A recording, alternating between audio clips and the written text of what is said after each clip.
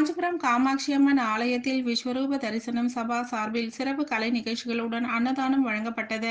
காஞ்சிபுரம் காமாட்சி அம்மன் ஆலயத்தில் மாசி மாத பிரம்மோற்சவம் நிறைவு பெற்று நிறைவு விழாவாக விஸ்வரூப தரிசனம் நடைபெற்றது.